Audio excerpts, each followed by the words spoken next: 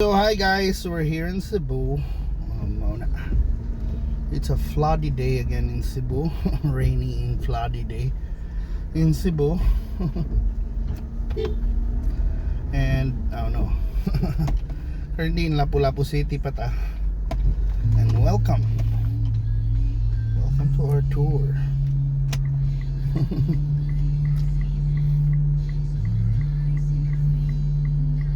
Oh, something kuha na to.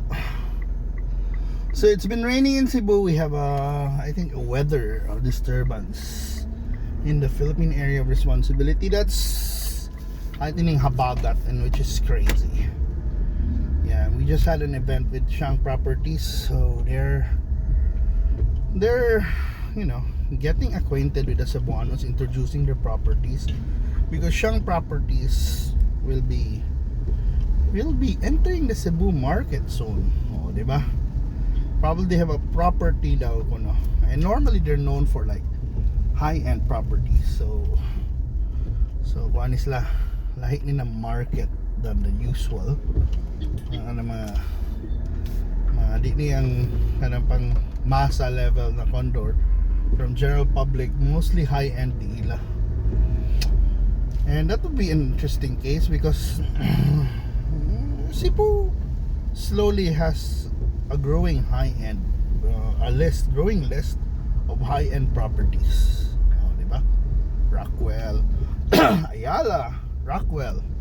Pero kanang ultra high-end mo nang challenging, but I think naana. But like the rise kuno katong nas like units na tag 35 million, ay tag 300 million na mahalin, which is kanang mga presyo ba kung kita lang na mga uyamot, for us na in a way we can say poor, there's only 1-0 rich or poor. Mga poor, we would be shocked with the price, and I'm shocked with the speed of that one with that car. But we would be shocked of that price na 300 million, diba? Where can you find 300 million pesos? But come to think of it, kung imo ng i-dollars, this mayroon din tong, kung para pa sa akong amigo, that's just $6 million. Matod pa sa akong amigo na taga-Tate state. So bitaw sa ilang kwarta, $6 million. Pila ba yung sweldo ng mga basketball player nila, mga di ba, mga sports stars, mga tag karon grabe na mga tag $40 million na nang, kung if you're an NBA star, $30 million. Komo na it's raining in Cebu mo na. So ang ultra high end should be gone. It's an interesting market segment, and I think naagid na yung mga and they have different needs, diba? Different demands, different kind of, sila pa lang normally ang would ask for a green architecture, mga amenities, like things like we don't usually do, like yoga, meditation, mga tipong pina new world na kayo ba, pinaka mga advanced na kayo na concept ba, na mga mindfulness and stuff. And kaning uwan na yung ani mo kahilakon ko, because yes, it will cause floods in many parts of our island. Oh, di ba? In our city, in Cebu specialty, kanang Lapu-Lapu ta. Karon mahadlok na ko ganyan ng mga uwan ba. What will happen, di ba? Flood na sad. So I'm hoping na kuan gid Lord ngundang lang ta niay na ni nganay agud, grabe kay na normally init kay sa buntag, then pagkahapon mahimo nang ingani mo pag, it's pretty depressing actually makalagot. Dili kuan ba, makasapot in a way, pero sometimes we accepted it. Look at the sky, ba? It's just, there's no blue. Unlike in the morning when I had a trip going to Shangri-La, I think you've seen it. Kung C-Selects na ko na latest drive, it was like summer. Now it's like autumn. Now it's like really rainy season, the two seasons of the Philippines, the rainy and the summer or sunny season of rainy season. And to think mao nang giingon lagi nila that we have El Nino and but now we have this kind of rains. And these kind of rains not only just rains, but it also brings floods, especially sa Amua. Especially sa Amua. May boom what floods? What floods? Nagi flood sound sa Cebu. And muna it's quite scary. May na lang mo na niniging hayag-hayag, but still, come on son. I just hope na ang rains na maadto lang tayo sa mga agricultural places. Okay ba? But still, di man gina ang rains magod. It's like a great equalizer na tanan maigo sa rain, di ba? Amo na punto ana.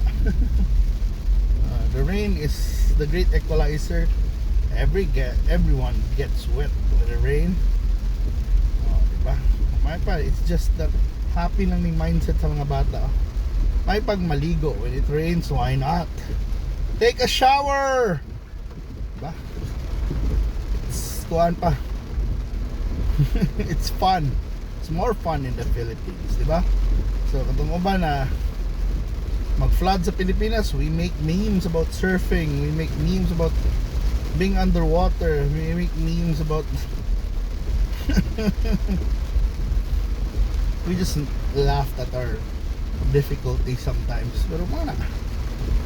So mana kuan man na yes, Cebu will have a high-end market. I don't know kaning mga high-end market, I know they have probably different problems is ato ba when we're worried that our money is just pandi sila tima worried tingali ko ang sud na silang bangko 10 million na lang murag kailako na sila, pero ikaw on the other side ang perspective kung nakay 10 million haskang dipaya nimo nakay 10 million, pero sa ata sa ila 10 million is cause for concern na nakahilako na kadapat ana dapat di ka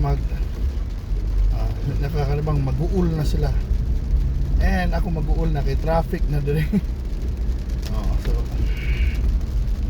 So although ni gawas ng init, but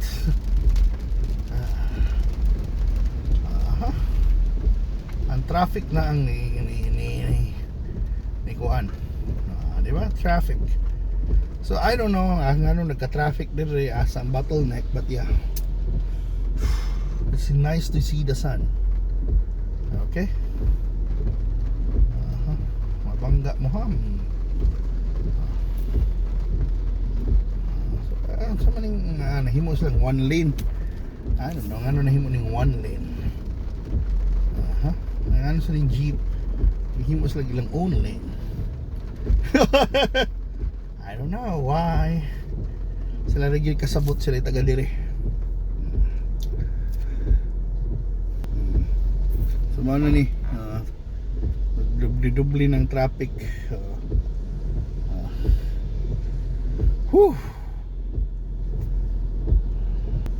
So maling ko ana to sahay kaning rains, traffic, manghilak na lang tabat. But that's the thing, we live in the Philippines, we know it rains, so we should bring an umbrella. Pero mana kung musud ang Cebu high-end market, I think yeah, they have to consider the places they put their condos. Maungin ako ingon. Please do consider not only your location but also how it affects the nearby places, di ba? Mga existing, di ba? Magdaba mo baha, magdaba mo unsa yung dadon, di ba? No na. Uwan.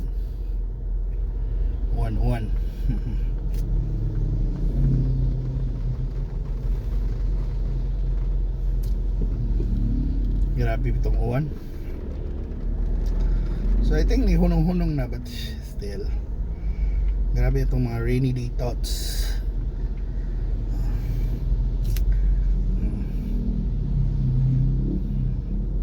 Okay ba nga na maghimo na sa glaing lane lagi diri other side? something wrong. So, I don't know ano mo rin loser among lane dere. So I don't know. Ano man na yung lagbas left and right. I don't know ano na yung makaagi sa left.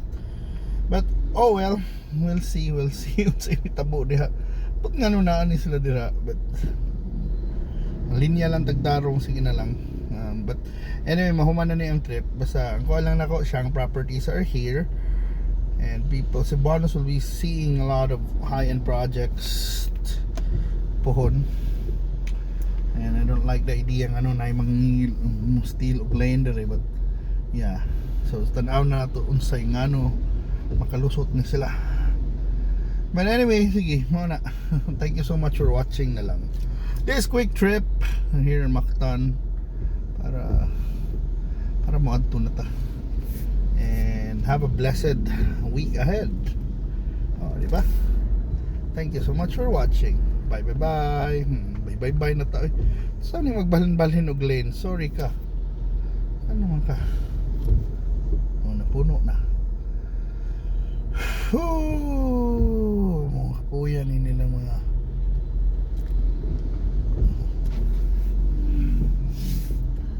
sa mukha. Buwang ka. Dere na lang ko.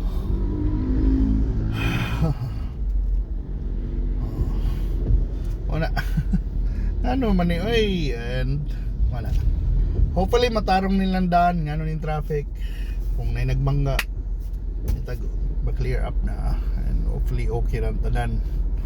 And see you na sa next na mga biyahe. Bye bye bye.